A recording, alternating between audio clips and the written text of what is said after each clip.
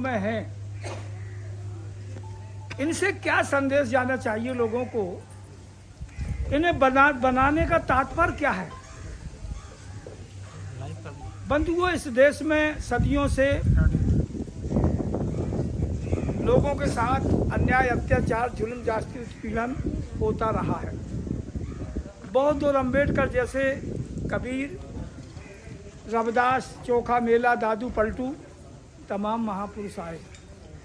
आज भी आपके बीच में बहुत से महापुरुष आए और आपका मार्गदर्शन करते हुए हमें सबको ये समझाना है बंधुओं कि हम देश को, इस राष्ट्र को हम आदर्शवादी बनाना चाहते, हम नैतिकतावादी बनाना चाहते, हम मानवतावादी बनाना चाहते, हम सबता, एकता, अखंडता, आदर्शता पैदा करना चाहते इस देश में।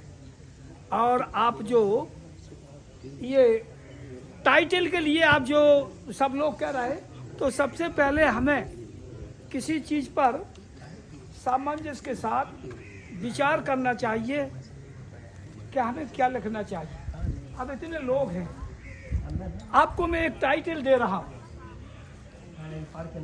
और आप उसमें अपना पहले विचार करें। अब विचार के साथ यदि एकदम अच्छा लगे तो आप अपने ओके कर दें, क्यों? ठीक है नहीं? तो आप भारत के संविधान में विश्वास रखते हैं? जी सर। सभी लोग रखते हैं? जी सर। बाबा साहब में भी विश्वास रखते हैं? जी सर। कोई ये जानता है बाबा साहब को बोधिसत्व क्यों कहा गया? जानता है कोई? नहीं जानता है।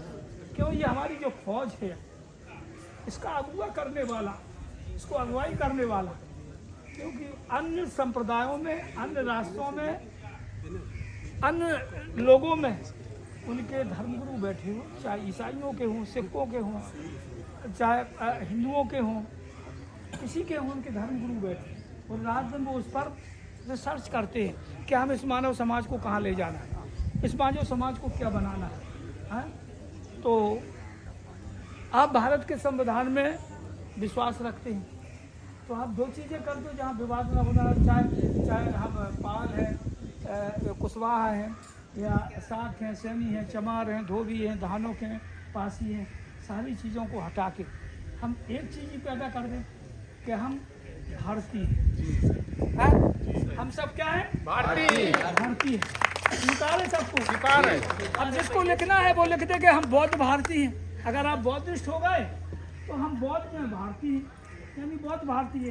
कोई आदमी मकबूल अख्तर है, वो मुसलमान है, वो अपने मजहब को माने, लेकिन वो लिखते कि हम मकबूल भारतीय, हम भारतीय, कहीं कोई झगड़ा नहीं होगा। आप किसी भी देश में आएंगे, Sumatra, Java, Lanka, Indonesia, Thailand, Tibet, New Zealand, Japan, कम्बोड, किसी भी देश में जाएंगे, आप कहेंगे हम भारत से आए हैं। तो आप कौन हैं? भारतीय। भारतीय हैं। हम आप सभी में नैतिकता पैदा करना चाहते हैं कि ये जो प्रांगण बना है, यहाँ आए दिन बुद्ध वंदना होना चाहिए, लोक कल्याण की बातें होना चाहिए। हमारे महापुरुषों ने, जिसकी मैं संतान हूँ, उसने अकेले दम पर पूरे विश्व में, पूरे भारत में समस्या बंधुता के लिए एक ऐसा दस्तावेज दिया जिससे चाहे ईसाई हो, सिख हो, यहूदी हो, जैन, मुस्लिम, सारे लोगों की व्यवस्था जुड़ी, किसी भी जात का हो, किसी भी देश का हो, किसी कौम का हो, सारे लोगों की व्यवस्था जुड़ी है। तो आपको गर्व होना चाहिए। ऐसा कोई महापुरुष यदि हो इस भारत में तो मैं उसको बाबा साहब से ज़्यादा सम्मान दे सकता हूँ, जिसके दस्तावेज में मानव के लिए समता लिखा हो, समानता लिखा हो, एकता लिखा हो, नैतिकता लिखा हो, आदर्श लिखा हो, मानववाद लिखा हो, कुछ भी लिखा हो, मैं उसको हमेशा सम्मान करता हूँ। तो आज आप लोगों को देखकर मैं यही निवेदन कर सकते हैं कि हमें एक मंच पर आना है और इतने लोग मिलकर और पूरा कानपुर मिलकर में एक दिन पूरे लोगों को बैठाना चाहते हैं कि जितनी हमारी राजनीतिक पार्टी हैं उन्हें एक मंच पर आना चाहिए, और जो नहीं आ रहा है हमें उसी का साथ छोड़ देना चाहिए। हाँ, जो एक मंच पर नहीं आ रहा, हम सब शीर्ष नेताओं को बुलाना है कि इस समाज का कहना है कि आपकी ही बात नहीं मानी जाएगी, ये समाज भी आपको रात दिन खुटता है, पिटता है, आपके साथ जुड़ा हुआ है। यह समाज जैसा कहेगा, आपको सबको एक मंच पर आना होगा। हाँ? और जब तक एक मंच पर नहीं आएंगे तब तक हम इस देश की ताकत नहीं बन सकते हैं। हम एक दूसरे की टांगें खींचे रहेंगे। अरे कोई आगे अच्छा काम करने वाला होता है, हमें उसकी तारीफ करना चाहिए। हम लड़कों की तारीफ बच्चों की करेंगे कि तुम अच्छा है। हम ये चाहते हैं कि तुम एक संदेश लेते हुए आगे बढ़ो। आप तुम इस देश के कर्णधार हो, इसकी देश की व्यवस्था आपके हाथों में है। तो किस प्रकार है समता बनाते हुए, मानवता बनाते हुए लोगों ने लोगों का शोषण किया, लेकिन मुझे नहीं करना। बाबा साहब इतना तो शोषण अन्याय अत्याचार किसी के साथ नहीं हुआ होगा, हुआ? फिर भी उन्होंने अपना रास्ता दे दिया। सारे लोगों को समान होने का काम दिया। तो हम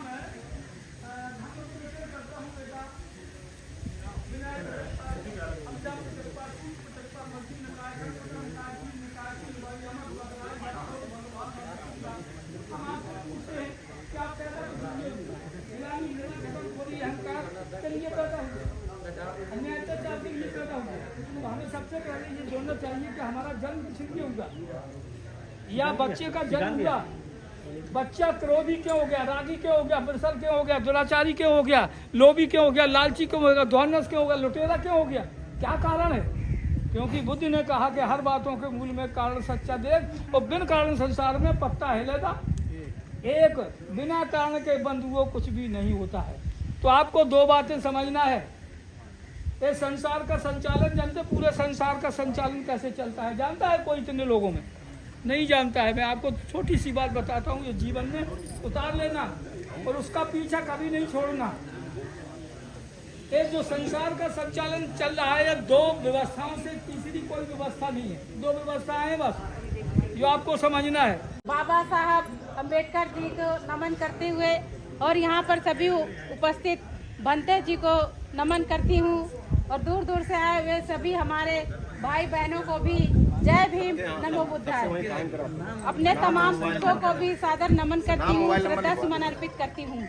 अभी बहुत सारे भाइयों ने विचार दिए, मैं ज़्यादातर उन सभी विचारों से अपने आप को संबद्ध करती हूँ, लेकिन जिस तरह से आज हम लोग एकत्र होकर के गौतम बुद्ध और उनके विचारों को और इस पार्क को बचाने में कामयाब हुए हैं, ऐसे हमारी बहुत सी धरोहरें हैं जो ये सरकार कब्जाने के लिए षड्यंत्र रच रही है और आगे भी कुचक्र रचती रहेगी।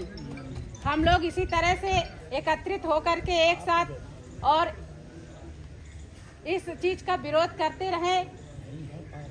जैसा कि आप देख रहे हैं कि ये सरकार हमेशा जब से बनी है तब से देख रहे हैं कि कुछ ना कुछ, चाहे वो बहुजन समाज के लिए हो, सर्व समाज के लिए हो, गलत ही काम करने का कुचक्र रच रही है।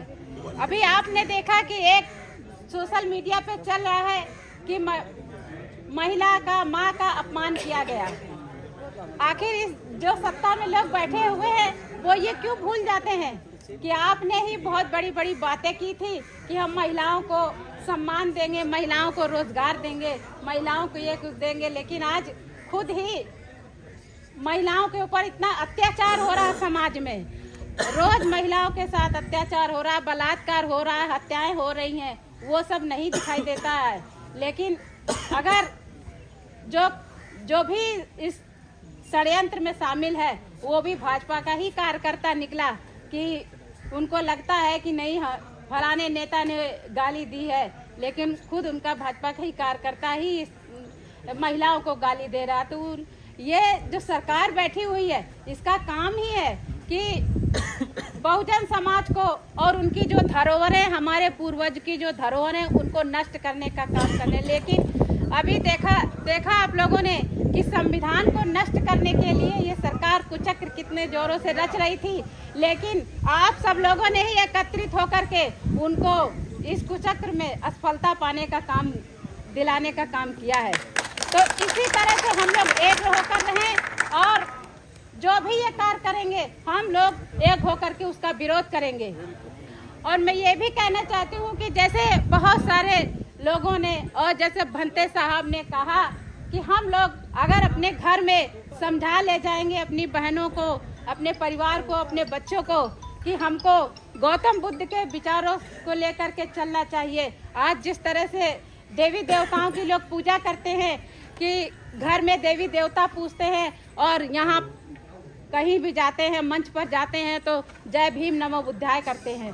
ये दोहरा चरित्र बंद होना चाहिए समाज में। एकता की बात हो रही है और बाबा साहब और अंबेडकर जी की बात हो रही है, तो हम लोग घर में भी अंबेडकर और गौतम बुद्ध रखेंगे और उनके विचारों को अनुसरण करेंगे।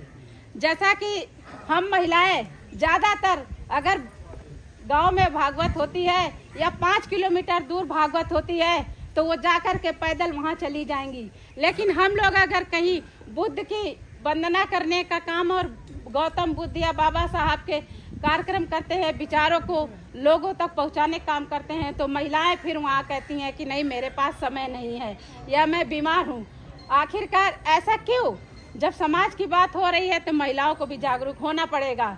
और हमारे भाई जो यहाँ बैठे हुए हैं, हम लोग कोशिश करते ही रहते हैं कि अपनी बहनों को जागरूक कर सके, लेकिन यहाँ पर जो भाई बैठे हैं अगर वो भी अपने घर में अपनी पत्नियों को, अपने बच्चों को समझाने का काम करेंगे तो हम समझते हैं कि ज़रूर वो लोग समझने का काम करेंगी। अभी जैसे भंते साहब ने कहा कि अगर महिलाएं नहीं समझ रही हैं तो हम लोग कहीं एक जगह बैठ करके 10 महिलाएं, 20 महिलाएं जो हमारे भाइयों की पत्नियां हैं उनको बुला करके भंते जी के माध्यम से अगर उनके तक विचार जाएंगे, गौतम बुद्ध जी के, बाबा साहब के विचार जाएंगे, तो मुझे उम्मीद है कि उन बहनों में भी परिवर्तन आएगा और वो घर से देवी देवताओं को बाहर करने का काम करेंगी। और मैं ज़्यादा कुछ न कहते हुए यहाँ पर सभी लोग आए हुए बहुत बहुत दूर से सबको जय भीम नमो बुद्धाय करती हूँ और यहाँ उपस्थित सबको प्रणाम करती हूँ। जय भीम नमो बुद्धाय। सबसे बड़ा योगदान तो इन लोग कितना मतलब मेहनत करके कितना इनका सबसे ज़्यादा है कि जो आई हैं, उपस्थित हुई हैं, बहुत बड़ा इनका जो है धन्यवाद, बहुत ज़्यादा इनको धन्यवाद। और सभी साथियों को नमो बुद्धाय, जय भीम, सबका सम्मान, हार्दिक स्वागत। साथियों, आज जो ये प्रकरण हुआ, क्यों हुआ, कैसे हुआ, ये केवल राजनीतिक खेल है। अगर शासन हमारे पास होता, सत्ता हमारे पास होती, तो हम देने वाले देवता बन जाते और वो लेने वाले भिखारी। लेकिन हमारी मूर्खता क्या, हमारी एकता नहीं है, अनेकता, जाति आधार पर या पार्टी आधार पर हम लोग घूम रहे हैं और उसका वो लाभ उठा करके हमको भिखारी बनाए, कहीं आरक्षण दे रहे हैं तो कहीं हमको बलात्कार करवा रहे हैं, तो कहीं पर अम्बेडकर को गाली बक रहा अमित शाह, केंद्रीय मंत्री जो है गृह मंत्री अमित शाह अम्बेडकर जी को गाली बक रहा, और हमारे 131 सांसद SC ST के और 100-150 सांसद OBC के चुपचाप बैठे सुन रहे हैं। शर्म की बात है। हमको चुल्लू भर पानी में डूब बनना चाहिए था, बोला था उसी समय उसको बोलना चाहिए था। अमित शाह तुम गृह मंत्री हो, अम्बेडकर जी से पैर की जूते के बराबर भी नहीं हो, तुम्हें नहीं बोलना चाहिए। वहाँ विरोध करता क्या कर लेता? अरे तुम्हारा और नेता बन जाते, तुम काहे तुम्हारे डरपोक बने हो? तुम आज भारतीय जनता पार्टी की वजह से सांसद विधायक बने हो? नहीं, डॉक्टर भीमराव अम्बेडकर की वजह से बने हो, महात्मा बुद्ध की वजह से बने हो। तो हमारे अंदर वो जज्बा, भावना तो होना चाहिए। अरे मरने के लिए तो पैदा हो, तो मर तो जाओगे, पता नहीं कब मर जाओ, कौन कब मर जाएगा कोई जानता है क्या? लेकिन सामने डर के क्यों मर रहे हो भाई? डर के क्यों मर रहे हो? कौन मार डालेगा? है किसी की ताकत? हम तो यहाँ बैठे हैं, दिन रात 2-4 दिन को बैठे रहे, जिसको मारना मारे आकर के। आप ही लोग बैठिए, कोई हम तो कह दिया था इनसे, चमन खन्ना से कहता हूँ वहाँ दिन रात 2-4 से 10 दिन जितने को पड़े रहेंगे, कोई दिक्कत नहीं। क्या दिक्कत हो जाएगी बताओ? कौन मार डालेगा हमको? जेला तो भेजेगा जाता है किसी की ताकत? नहीं ताकत है। तो हम लोग सबसे बड़ी गलती करते हैं कि जब चुनाव होता है राजनीतिक, और वहाँ पे हमारा सारा खेल वहीं से होता है, शासन सत्ता से, राजनीति से, तो हम लोग वहाँ पे सो जाते हैं कि वो पाल जी आए नहीं, हमारे हाथ नहीं दबाइन, हमारे हाथ नहीं जोड़िन, हमारे पैर नहीं छुइन, हमको पूरी नहीं खिलाइन, हमको रबड़ी नहीं खिलाइन, और हम पाल जी को न्यूट्रल हो गए। आज हम लोग हल्ला मचा रहे हैं। ये 15 करोड़ सांसद ने दिया, यहाँ के सांसद ने दिया, तो हमारे राजा राम पाल जी आज अगर होते यहाँ पर, तो ये बुद्ध पार्क के लिए वो देते कि नहीं देते? अगर वो शिवालय पार्क के लिए दे रहे हैं तो हमारी बहुत बड़ी गलती है। हम लोग अपने अपने अहम बहम में घूम रहे हैं। ये देखो, ये भारतीय जनता पार्टी आरएसएस ये मुसलमानों की दुश्मन नहीं है, ये आपकी जन्मजात दुश्मन है। मुसलमान तो 1193 में आए हैं, उसके पहले इनको ये किसको जो है बेइज्जती करते थे, किसको अपमानित करते थे, किसको अपना दास, किसको सेवक, किसको महिलाओं को शोषण करते थे, वहां मंदिरों में रखते थे लोग। किसा करते थे? हम ही लोग तो करते थे। तो इनका असली दुश्मन मुसलमान नहीं। हमारे मूर्ख लोगों को समझाते हैं कि मुसलमान को हम देश से भगा देंगे, मुसलमान को ये कर देंगे, वो कर देंगे। और हमारे समाज के लोग, शूद्र समाज के लोग, बैकवर्ड के लोग, एससी के लोग, आरक्षण पाए हुए लोग उनके पीछे आगे घूम रहे हैं और वो उसका नाजायज फायदा उठा रहे हैं। हम किसी भी तरह से उनको न्यूट्रल होकर के अगर मदद कर, हम न्यूट्रल है क्या? जो तटस्थ है समय लिखेगा उसका भी अपराध, जो तटस्थ है समय लिखेगा उसका भी अपराध। और पाप के भागी नहीं है केवल ये शेर और बाघ। तो हम लोग जो तटस्थ हो जाते चुनाव में और बहुत बड़े अपराधी हैं, इनको हमको हराना ही है, हटाना ही है। उस समय हमारा त्योहार, ये लोकतंत्र का त्योहार है जो हमारे तमाम गणेश पूजा, होली, दिवाली, दशहरा मनाते हैं, सबसे बड़ा त्योहार है। उस समय हमको 15 दिन पूरी सफाई, लोगों को जागरूकता जाके सफाई से करते हो, मेहनत करते हो, पटाखे फटाखे सब उसी समय सारा काम करो। और इनको कैसे हराना है, वहाँ हमको राजा राम पाल जी पूछ रहे हैं या सीताराम जी आ गए वो नहीं पूछ रहे हैं, या चमन खन्ना आ गए, हमको उससे मतलब नहीं है। हमको इनको हराना है, ये हमारे दुश्मन है, ये हमारे जो है अत्याचारी बलात्कारी है, इनको हराना। हमको मतलब नहीं कि कौन हमारा जो है राजा राम पाल जी आया, सीताराम आया, चमन खन्ना आया, अवसान सिंह यादव आए। तो हम लोग ये देख ले, केवल सत्ता पकड़ लो और ये सब हमारी समस्या हल हो जाएंगी। इसी के बाद मैं आपको बस अपनी बात यही पर समाप्त करूँगा। आप सभी लोग एकता बनाए रखिए, लेकिन चुनाव में कहीं पर भी हो, किसी भी लालच में, किसी भी स्वार्थ में अपनी महिलाओं को बाकी समझाओ वो तो बात की बात, लेकिन जो अपने लोग मिलने जुलने वाले हैं सबको, महिलाओं को, कि इनको वोट नहीं देना है, इनको हराना है और कौन जीत रहा उसको जिताना है।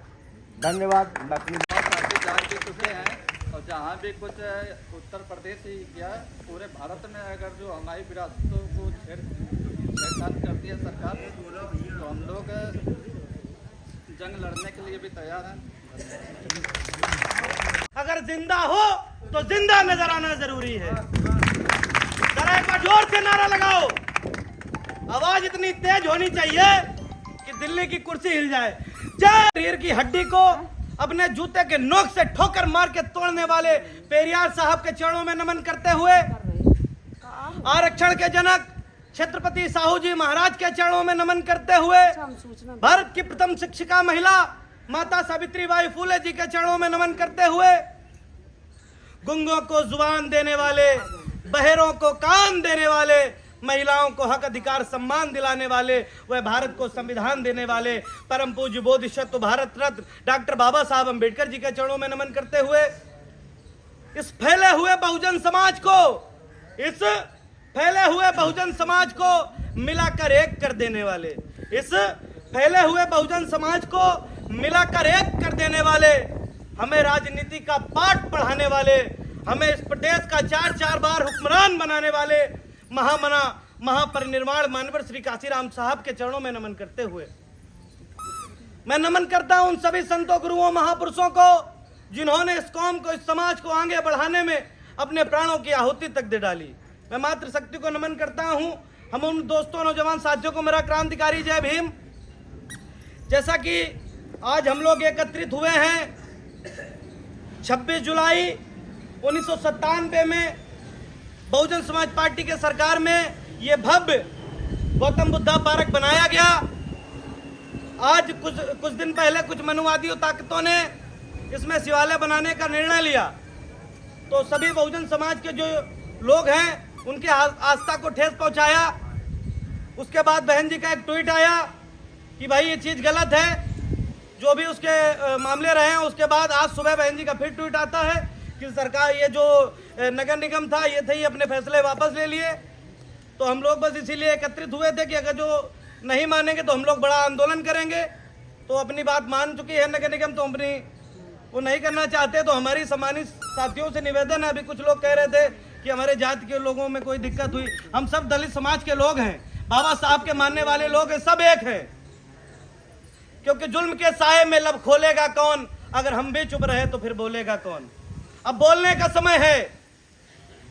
ये आज हम लोग एकत्रित हुए हैं, यदि हमारी सरकार होती तो इनकी औकात नहीं थी कि बुद्धा पार्क शिवालय बनाना दूर देख लेते अगर जो। तो सभी सम्मानित साथियों से निवेदन है कि एक बार ये सब ताकत लगा के 27 में अपनी सरकार के बारे में ध्यान दीजिए। सरकार बन जाएगी तो हमें ऐसे आंदोलन नहीं करने पड़ते। मानवर काशीराम साहब कहते थे कि जो हुक्मरान नहीं होता वो सुरक्षित नहीं होता, उनकी बहन बेटियां सुरक्षित नहीं होती हैं। तो हमें हुक्मरान बनना है। जय भीम, जय भारत। हमें हक और अधिकार, यहाँ तक कि अगर हम सब यहाँ पर बैठकर भाषणबाजी कर रहे हैं, करुणा के सागर समाज में जन्मे सभी संतों महागुरुओं के चरणों में नमन।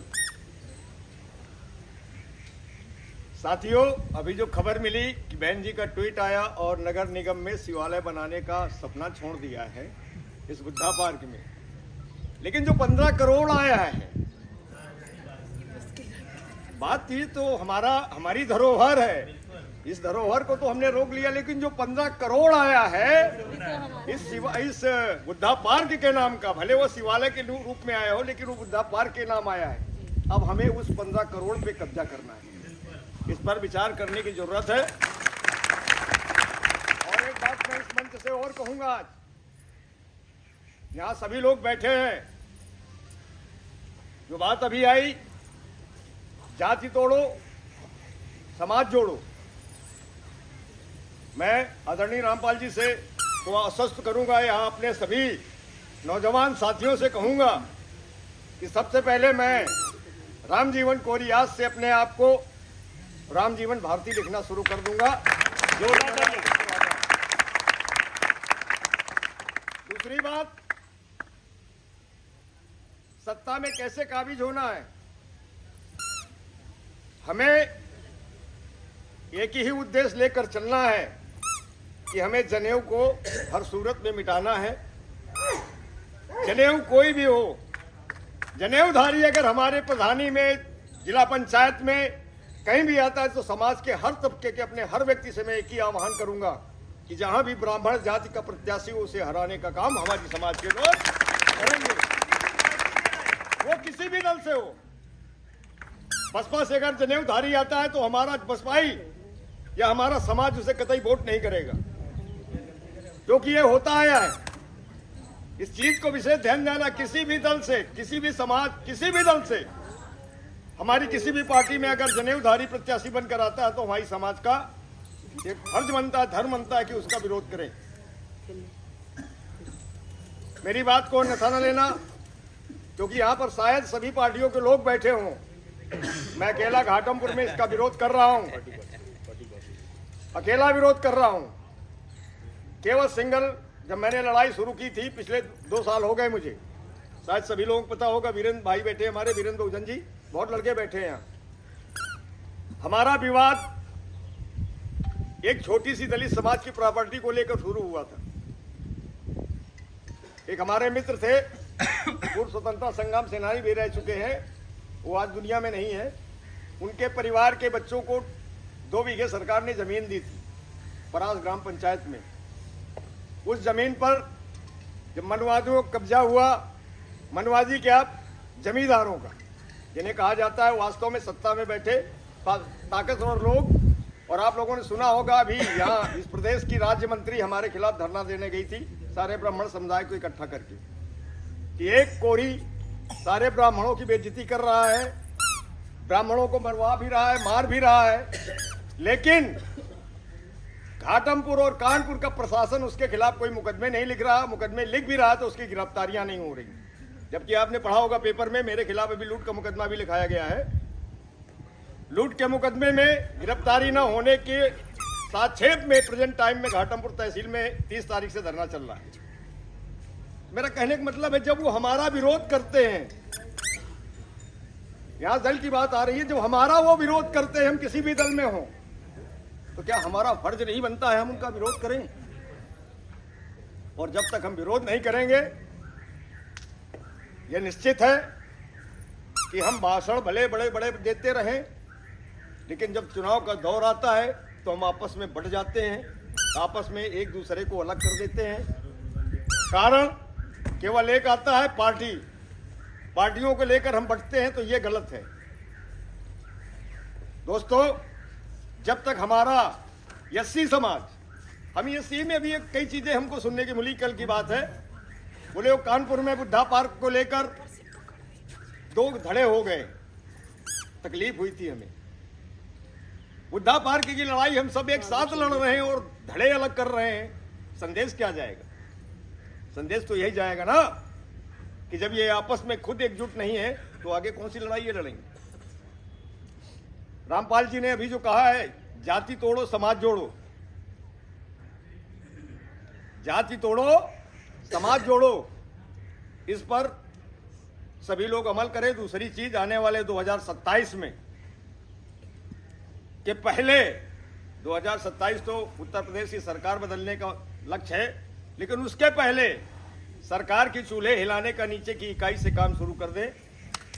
और जब तक हम निचली इकाई से लेकर इस सरकार को परास्त नहीं करेंगे, तब तक सरकार का कुछ भी नहीं बिगाड़ पाएंगे। इन्हीं शब्दों के साथ मैं अपनी वाणी को खत्म करता हूं। और एक बार सभी साथियों कहते जयकारा एक बार लग जाए। जय जय जय जय जय भीम, जय भीम, जय भीम, तथागत बुद्ध की, तथागत बुद्ध की, नमो बुद्धाय, जय भीम। बुद्धा पार्क की नहीं है, ये पूरे देश में नहीं पूरे विश्व में बुद्ध संस्कृति को बचाए रखने की लड़ाई है। और उस लड़ाई के लिए जितना भी हमको एफर्ट करना पड़ेगा, उसके लिए हम सब लोग करेंगे। आज किसी को भी कोई निमंत्रण नहीं दिया गया। जैसे अभी घाटमपुर के रामजीवन कोरी जी ने अभी उन्होंने बताया कि ये समाज में 2 फाड़ हो गए। तो जब 29 तारीख का जो कार्यक्रम था, जैसे पहले दिन कार्यक्रम निकला कि 15 करोड़ में शिवालय बनाया जाएगा, उसके बाद विदाउट सूचना के यहाँ पर लोग एकत्रित हुए और उन लोगों के दिशा निर्देश पर कि कोई भी कार्यक्रम तय किया जाएगा वो बुद्धा पार्क से ही तय होगा, क्योंकि हमको बचाना बुद्धा पार्क है। बिल्कुल सत्य बात बोल रहे हैं भैया। इसलिए अपने लोगों को ये विशेष ध्यान रखना है कि हमारी कोई जाति और विशेष धर्म का मानने वाले लोग नहीं, क्योंकि कोई भी कार्यक्रम करेंगे आगे भी कोई अगर निर्णय लेना पड़ेगा। आप ये बात ध्यान रखिए कि यह सिर्फ शिवालय बनाने की बात नहीं है। यहाँ पर सरकार के पास 3 प्रोजेक्ट हैं इसी पार्क को लेकर के। वो एक सैनिकों का नाम लेकर के जो अभी सिंदूर ऑपरेशन हुआ है, उसको भी लेकर के नगर निगम इस पर प्रस्तावित कर सकता है। आप इस लड़ाई को यहाँ पर खत्म मत समझे कि शिवालय में अब कन्वर्ट नहीं होगा, अब किसी और में कन्वर्ट हो जाए, फिर आपको पता भी नहीं चलेगा। इसलिए हमारी क्लियर कट लड़ाई है कि इसमें जितने भी एकड़ जमीन है बुद्धा पार्क में, 1 मीटर भी किसी भी, चाहे किसी भी आंदोलन को कुछ भी हो, उसको हम एक बुद्धा पार्क से 1 भी मीटर नहीं देने का काम करेंगे। ये हमारी लड़ाई है। क्योंकि कुछ लोगों को यह लगता है कि भाई बुद्ध के नाम से शिवालय में नहीं कन्वर्ट होगा तो सरकार थोड़ा समझ रही कि हाँ ये बहुजनों का मामला आ गया। अब अगर कोई शहीदों से रिलेटेड लेके आ जाएंगे तो अपने लोगों को ध्यान में रखना है कि बहुत सारी कानपुर में जगह हैं और बड़े बड़े पार्क हैं, बड़े बड़े संग्रहालय हैं। उनको जमीन एक्वायर करे और सरकार जो भी प्रोजेक्ट लाना चाहती है यहाँ पर, वो किसी भी तरह से किसी भी प्रोजेक्ट का हम लोग समर्थन नहीं करेंगे, हमेशा विरोध करते रहेंगे। आज हमारे सारे जितने भी साथी हैं, चाहे वो वीरेंद्र बहुजन जी हों, चाहे मनीष राणा जी हों, जितने भी साथी आए उनका सबका सहयोग लेते हुए, चाहे वो विवेक पाल हों, चाहे प्रतिभा अटल पाल हों, चाहे राजेश पाल हों, और चाहे वो रविंद्र पाल हों, और चाहे देवी प्रसाद निषाद हो, चाहे रामपाल कोरी हो, क्योंकि अपने लोगों की ये जाति की लड़ाई नहीं है, ये पालों का कोई आंदोलन नहीं है, ये ना कोरियों का कोई आंदोलन है, ये बहुजन समाज की लड़ाई है और मैं उनको भी इस मंच से धन्यवाद देना चाहता हूँ, बहन कुमारी मायावती जी को, कि पहला ट्वीट उनका आया जैसे ही बुद्धा पार्क को शिवालय पार्क में बदला जाएगा तो हम इस मंच से उनका भी धन्यवाद देते हैं, इसलिए कि ये लड़ाई उनके कार्यकाल में जब वो मुख्यमंत्री थी उन्होंने इस बुद्धा पार्क को डेवलप कराया और यहाँ पर एक बहुत बड़ा कार्यक्रम हुआ था उनके ज़माने में, और इस जिले का डीएम से लगा के सीडीओ जितना भी उच्च अधिकारी था वो सब यहाँ मौजूद था, उनको सबको पता है कि ये किसने बनवाया। तो इसलिए अपने लोगों की लड़ाई भाई चंद्रशेखर भाई ने अभी ट्वीट किया योगी आदित्यनाथ जी को, उन्होंने लेटर लिखा कि ये बुद्धा पार्क को शिवालय पार्क में बदलने की आपत्ति दर्ज करता हूँ। इसको कंसीडर किया गया और कंसीडर करके जो आपको आज न्यूज़पेपर में देखते हो, कल शाम के ही ये निरस्त हो गया। परंतु अन्य कोई प्रोजेक्ट ना आए, इसके लिए जितने लोग हैं उनका मोबाइल नंबर रजिस्टर में, अपने संगठन का नाम, कितने लोग